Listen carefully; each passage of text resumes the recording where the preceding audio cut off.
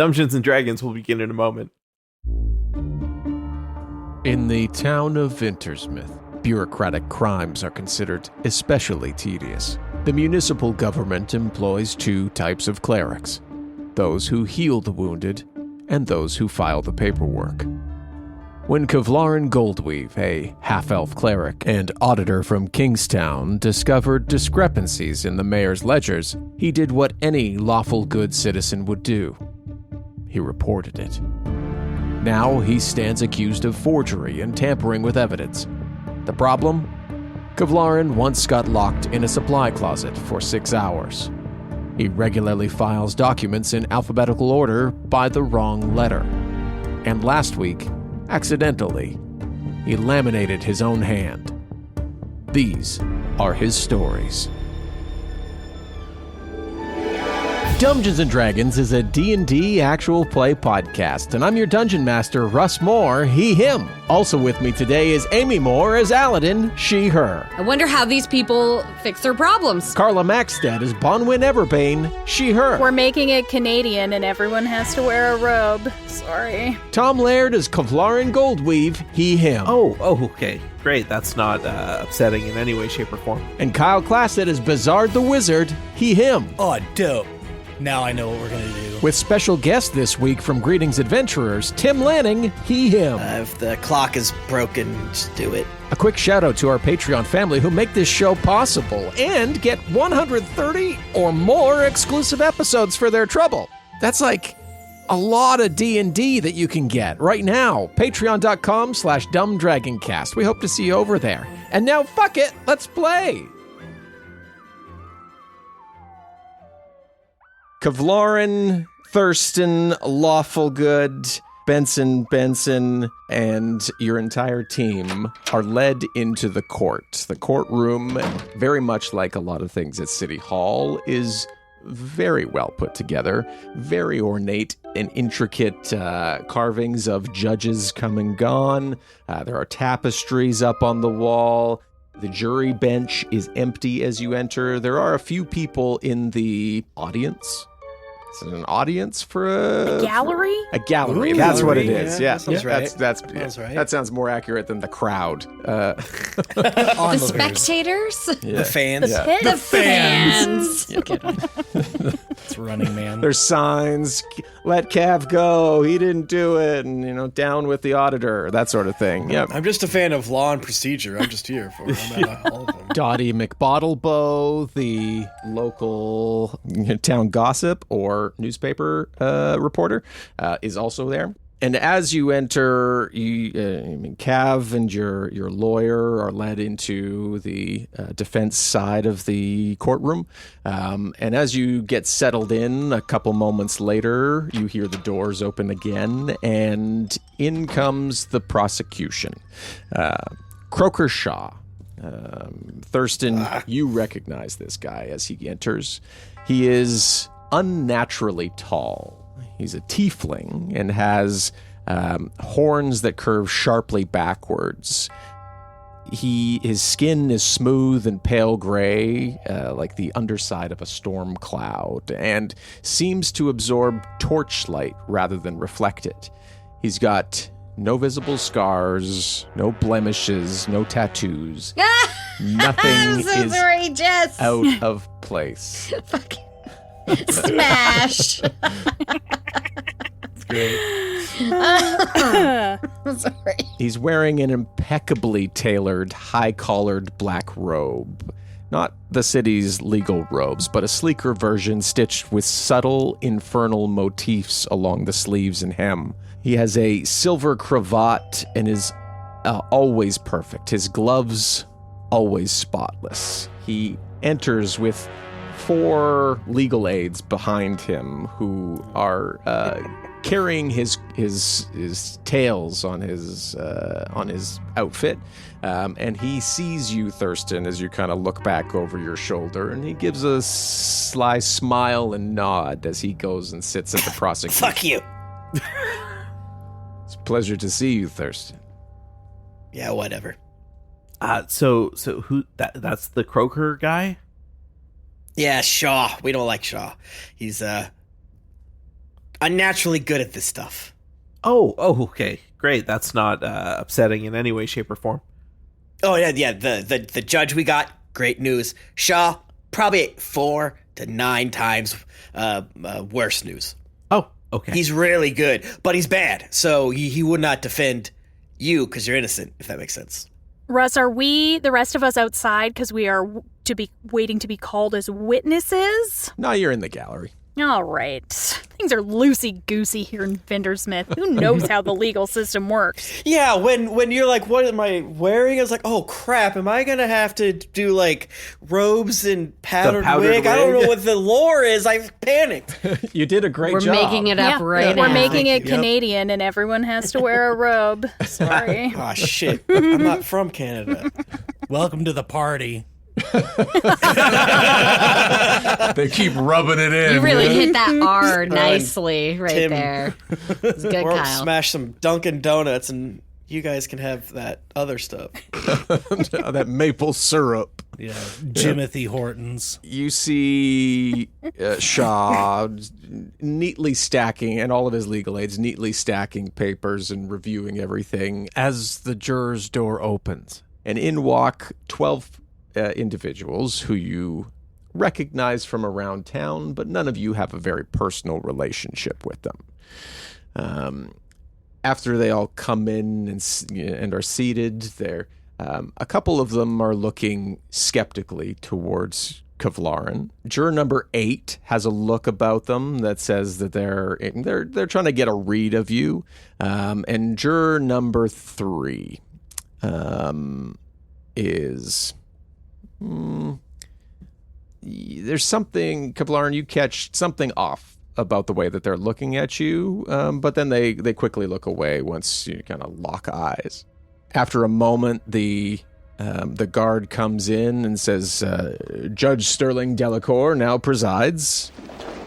Judge Delacour enters from their chambers, and they are statuesque in both presence and poise. A half-elf of indeterminate age. She carries herself with the composure of someone who spent decades watching powerful people unravel in front of her and not blinking once. Her olive skin toned, her features sharply defined, high cheekbones, angular jaw, and eyes the color of polished amber, always watching and measuring. Her Smash. Silver-streaked black hair is coiled tightly into a crown braid held in place by a modest iron circlet, the only ornament she appears to be wearing. She's wearing a deep navy judicial coat, crisp and minimal, adorned with only the insignia of the Court of Public Integrity on one shoulder, a silver scale broken on one side, mended with gold. And beneath, hints of well-maintained chain beneath her robe suggests she's no stranger to the idea of proceedings turning violent. Oh, dope. Now I know what we're going to do. I'm sorry. It's scales. One side is broken, but mended with gold. That's like a I wonder spit in how the these face. people fix their problems. Right. The way they describe it's not that big. It makes sense the way they say it. She speaks with a very low and resonant tone, cutting through noise without needing to rise.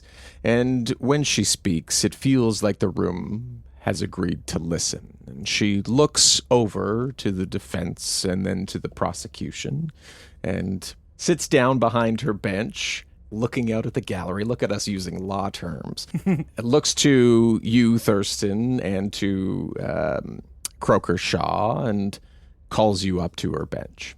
Go up? Are the two of you prepared? Oh, absolutely. Have your Absolutely. list of witnesses?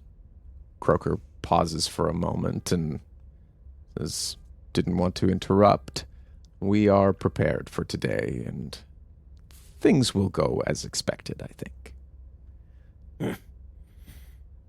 Whatever. He turns to you and puts out his hand for a handshake. Thurston.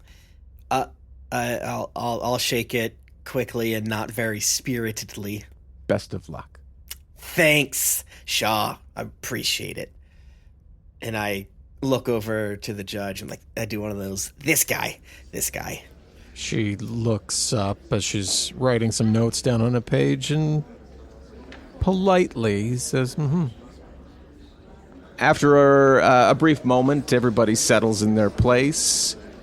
And now for opening statements. We'll start with the prosecution. And Crokershaw stands up and lightly clears his throat and walks over to the jury. He says, Members of the jury, good morning. In a moment, the defense will tell you this is a misunderstanding, a clerical mix-up, a matter of numbers, just decimal points and ink. He paces slowly in front of the jury's box, hands behind his back. But Vintersmith knows better. We've seen what happens when discontent is fed falsehood, when civil servants reach too far, cloaking ambition in the costume of integrity.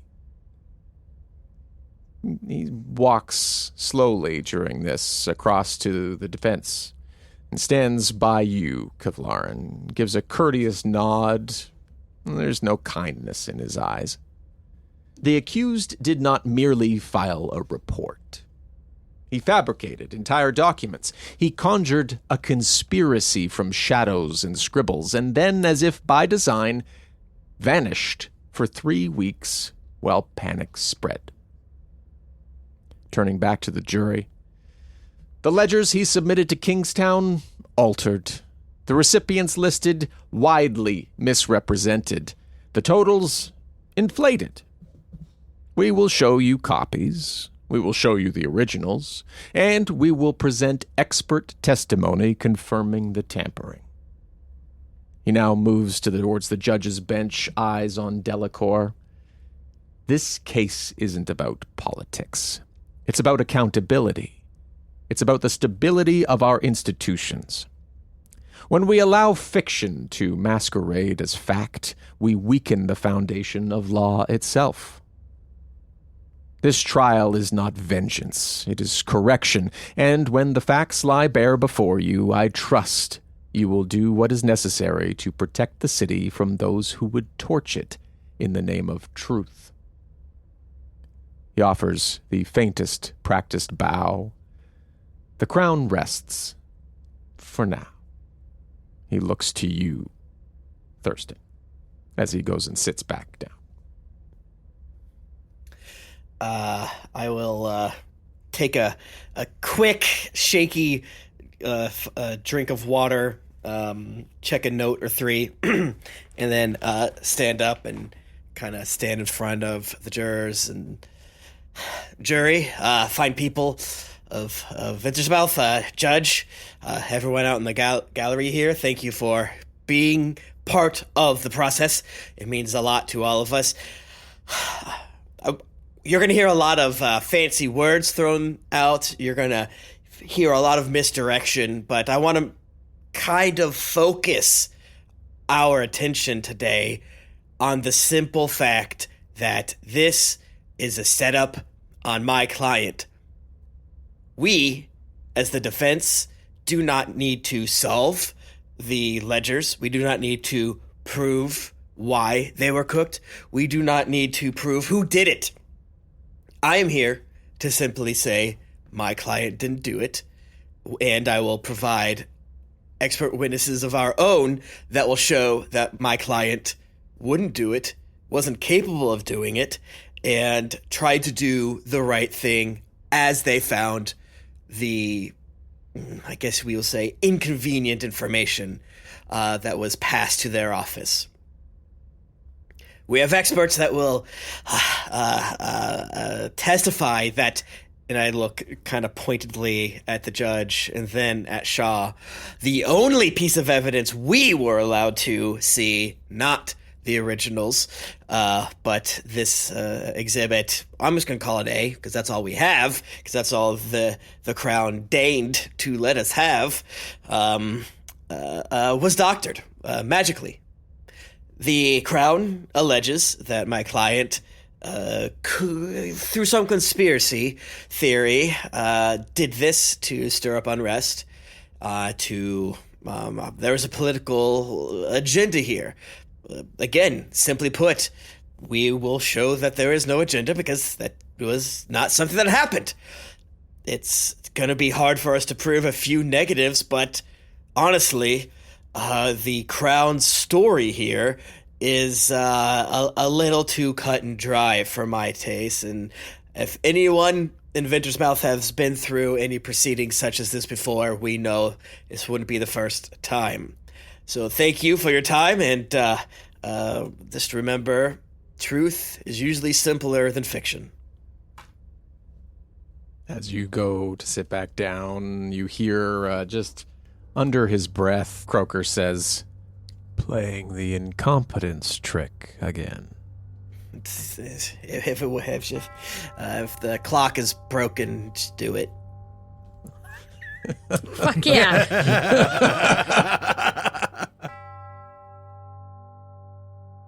Now's the time. Exactly. Now's the time for the middle. The middle, That's right. where we talk about how Peggy is a nickname for Margaret and how that makes no sense. And that, Our usual middle topic. Yeah. Yeah. of course. And not Pegafred. Which you would know if you joined us over on Patreon as a supporting producer in the live shows. That's right. Not the live shows, the backstage shows. Cut it in. It's fine. The kinda That's right. live. Still You flows. know. Yeah. It works. They are live. All through September, did you hear? Might not have because we've missed a couple, but did you hear that we're having a big sale over on Patreon throughout September where you can get 50% off your first month? Okay. That's Pretty pretty good dope. deal. Can check out a lot of bonus content in a month. So not only do you get 1 week free, then you get 50% off your first month. That's like 3 weeks 3 weeks free. if you do the It's math. It's a lot Pretty of good. free. It's That's true. math. So basically, half off your first month, but really it's the full month. We'll round it up. I mean, just I like think that's how that nonstop, works. that's 720 on average, a 30-day month, 720 hours of content. If you just stay up that entire month, that is called Yep. bang for your buck. I don't know if y'all Indeed. do this. Patreon.com/dumbdragoncast. More bang for your buck. That's what we're trying to bring you. Mhm. But as you listen to this episode, we are back in release, and the release schedule will be more normal moving forward because summer's over, baby. That's right. Not to the schedule becoming normal, but to summer Yeah, being no. over. Yeah, summer being Yeah, over. no, we wish. Happy we to get wish for back more to summer. regularly Yep. seeing my best friends. Yeah. Yes. Absolutely. Yeah. Speaking of best friends, also when you become a patron, you wind up getting a show dedicated to you or an episode dedicated to you. Absolutely And That's true. That do, does Kyle. happen every Absolutely do. time. It happens every time, and Every and time. we are Every always single prepared time. for it. So if Yeah. you think Russ we is on aren't, the ball. I'm going to take a moment. Can I take a moment right Oh. here, right now, to let our patrons know that Absolutely. you think we may not be prepared for it, but I believe we absolutely are on every single occasion. There's not a doubt in my mind. We have always figured out who that person is. And Russ, you're going to tell us right now who that person is just to show everybody. Just to show everybody that we were exactly on time when we started to talk about this, it was Hannah Gillywick. Thanks, Hannah Thank you Gillywick. so much. Thank you Thank also, you. Kyle, for reminding me of something important that is when an episode is dedicated to you, you are actually our best friend for the day. Yes, so, absolutely. Yeah. Hannah, Yeah.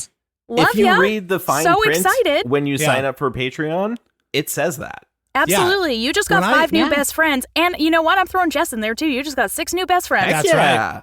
Boom. When I woke up this name and I saw when I woke up this morning and I saw Hannah's name, I was like, this is going to be a good, It's a good day. because that's Absolutely. how long ago we knew. Oh, yeah. Hours ago. Oh, yeah. Yeah, Prepped yeah. well in advance. Absolutely. Yeah. Yeah. Thank you, best friend Hannah Gillywick, and all of these best friends. Come join us today, patreon.com/dumbdragoncast, 50% off, which means you get, I don't know, 18 weeks free. We'll round it up. It just keeps getting bigger every time I talk about it. But we'll get you back to the episode where Tim Lanning's with us. Oh, So yay. Love that guy. Oh, Tim. he's great. You should go listen to his stuff too. Greetings, Adventures, and all the other things that are down in the description. Bye for now. Love you. Love See you you. soon. Love you. Bye. Love you. Bye. Judge Delacour, who's taken a few notes as both opening statements have proceeded, says, "Call your first witness." Croker Shaw stands up and says, "We would like to call one Oak to the stand." Oh, God. Coming in from the back of the room, we see Oak. Oak is a human. He's got very disheveled hair. He's got pocket protector. He light brown khaki slacks.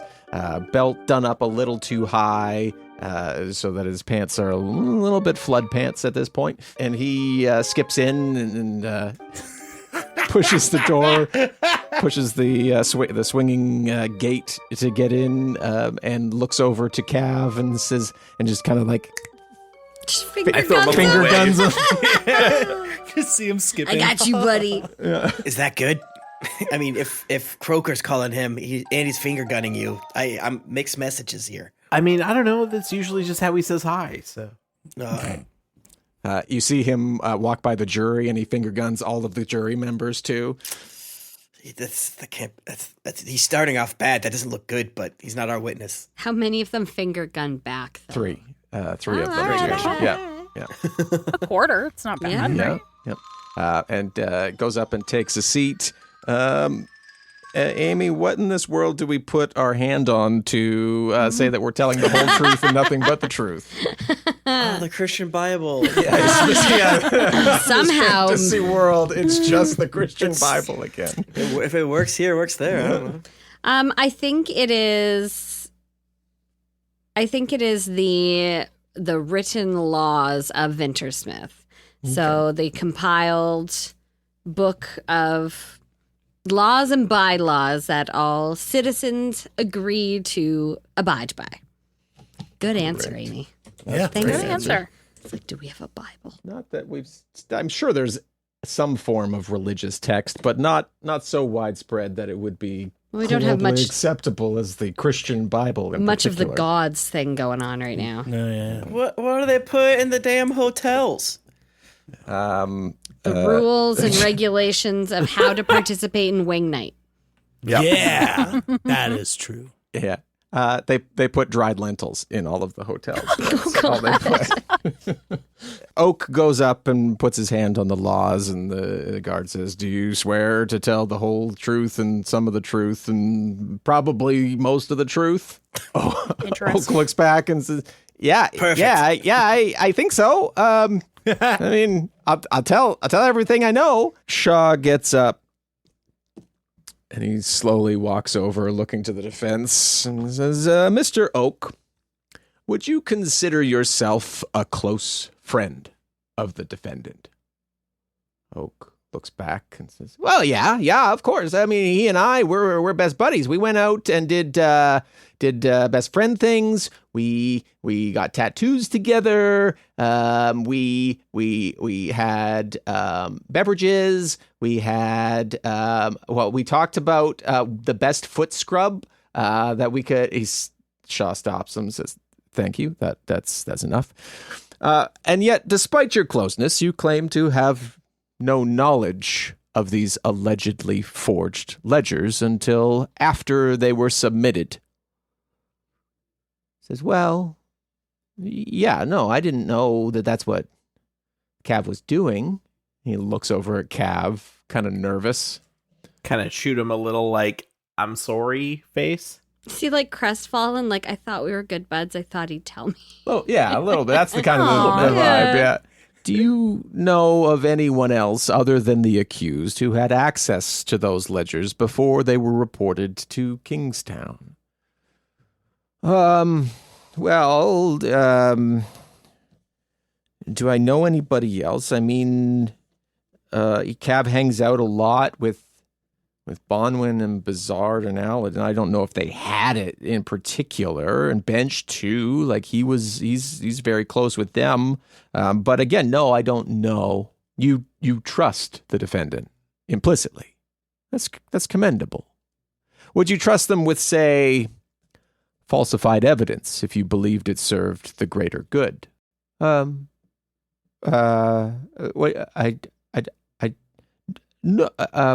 well, I mean, I trust Cav with anything. But I don't believe that Cav would falsify anything. He looks uncertain. Shaw takes a step back and says, "No further questions." I'll stand up and. Are we led to believe that your feelings are hurt? That he didn't tell you about highly incriminating, illegal, dangerous information? Well, I mean, not so much the illegality of it, but yeah, I thought we were getting to be pretty good friends who might share some of those things with each other if we thought maybe we were in trouble or like there was something going on. Because I thought we were. Let me stop you there. Your friendship is not part of the question here. Of course. It's a matter of safety. And is it true that if you were to get interesting information at work, you would go and tell your mother about it? Objection. Relevance.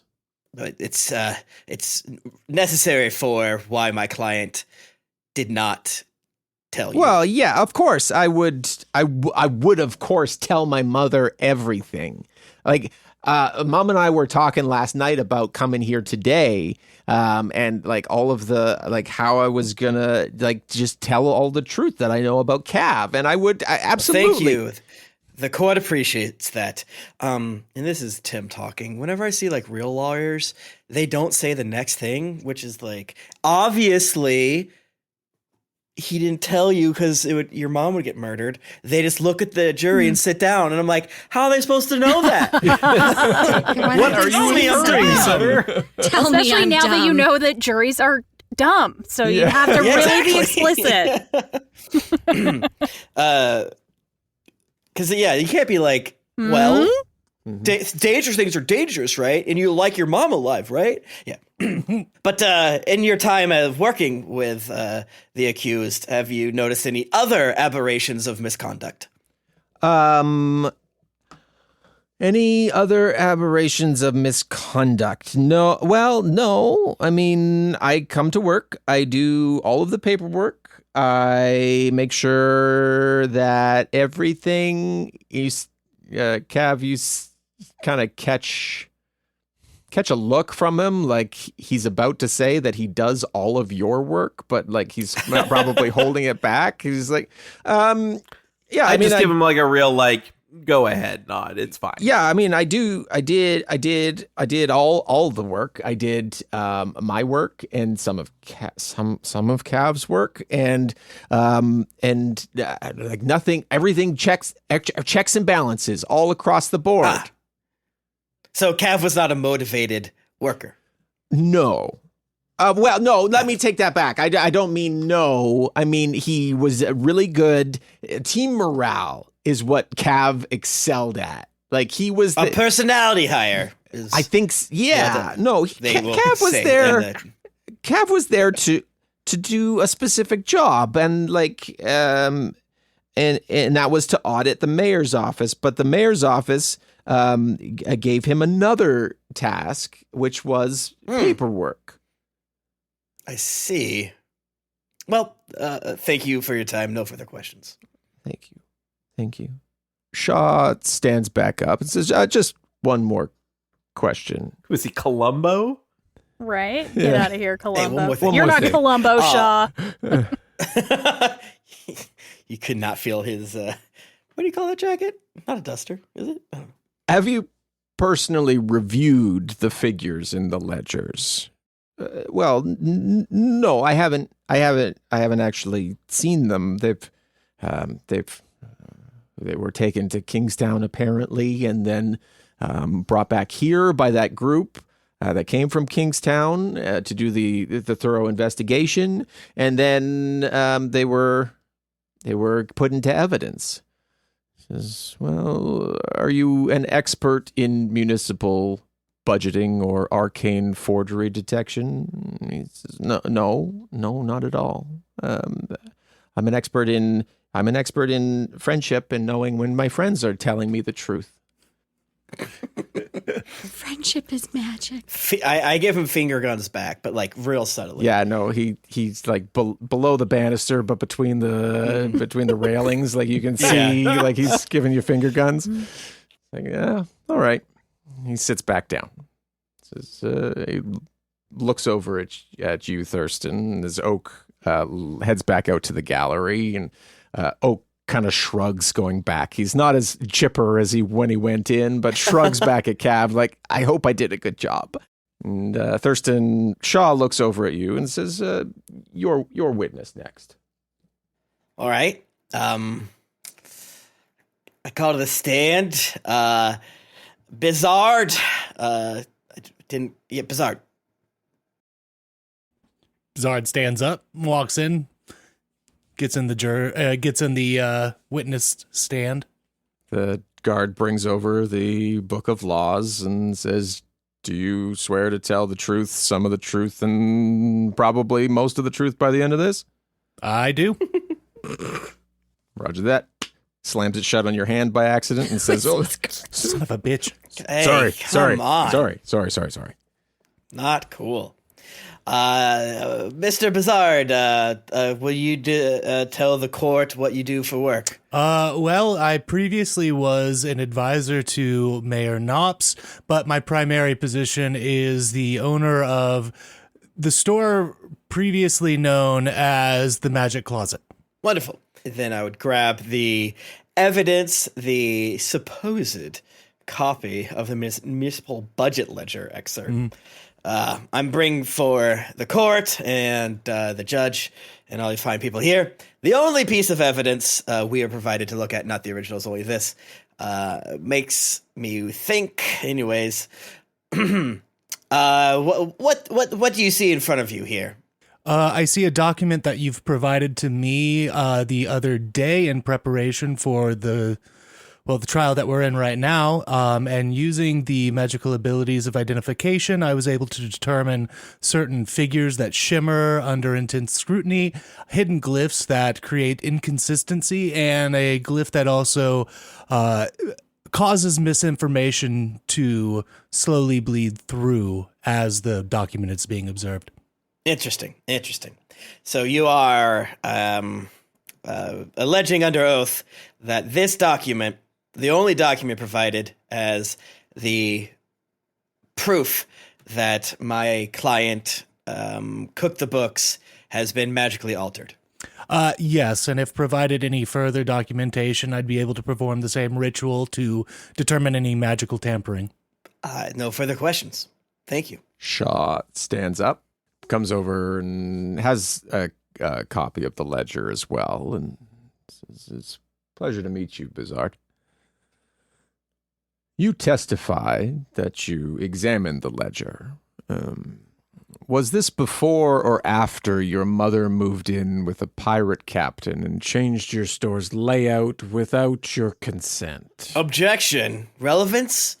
Honestly. He looks to the judge and says, goes to showing the current level of stability in our witness's life. Judge, my witness is not here because of being stable. It's his ability with magic. And as we know, oftentimes magic doers can be eccentric. Withdrawn.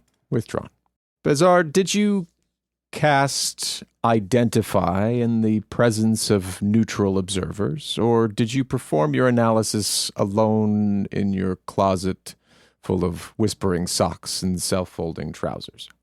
I did it in front of the court-appointed attorney and their assistant.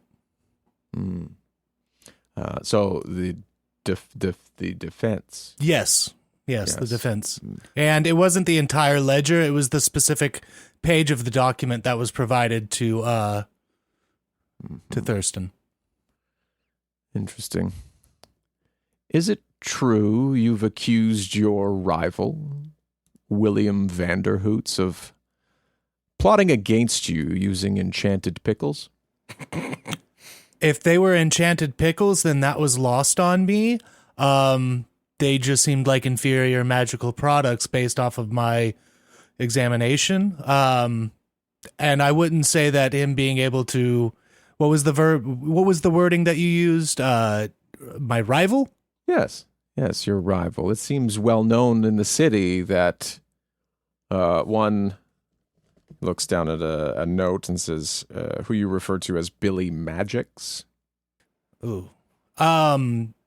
I wouldn't consider him my rival. I'm very well established in this city, and where's his store? Get him. Just have one more question. You claim to serve truth and magical transparency, and yet you work directly for the mayor's office. Doesn't that put you in an awkward position? Only if one is not able to separate from work itself. You have to be able to remain objective in many aspects of life, even within magic. See, if you do not have objectivity in the ways you approach your profession or your trade, then you will never be able to see it from outside of the looking glass. He kind of walks by the jury and his hand drags along it. I apologize. Final question, Master Wizard. Ah, jeez. Would you stake your entire shop, your business, your legacy, on your certainty that Lee's ledgers were in fact tampered with? Tampered with by whom? That is part of the question, isn't it? Who are you asking me that I would stake my claim on that they were tampered by? Who do you think tampered with them? I would say that I would put up my entire estate. Objection. He does not have to answer who he thinks. As I said, we are not here to prove who did it, just that it was done. No further questions, Your Honor.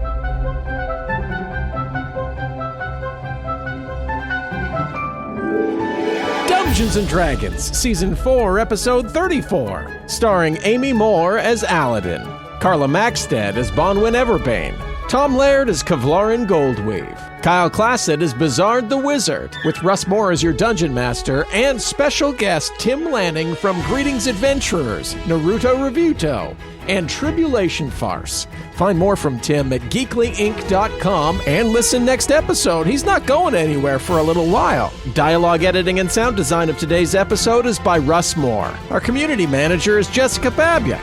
Music is from Epidemic Sound, and sound effects are from Epidemic Sound and Boom Library. Our amazing cover art is by Matt Garbutt. And a huge thank you to our supporting producers, Gabriel Lynch, Jessica Babiak, Unger Runkiersen, Kat Waterflame, Perry Mady, Jacob Madden, Old School Gamer D, Craig Zeiss, L.A. Branton, and Chibs1012. We'd love if you joined us today at patreon.com/dumbdragoncast for the amazing community, all the bonus content, and so much more. Patreon.com/dumbdragoncast. We'll see you over there. But until then, have a great week, and we'll talk to you soon. It's okay. Who's honking the horn? Yeah. It's okay. No, Get him. fine. It's the ice cream man. He came back. Now Right, he's Jerry, just the sitting in music horn. isn't working. All right, I'm trying out this new song. It sucks, but I'm going to stick with it for a little bit. The kids are asleep. Let's wake them up. That's where they can get the ice cream. Dumbgeons and Dragons is a Dumb Dragons production.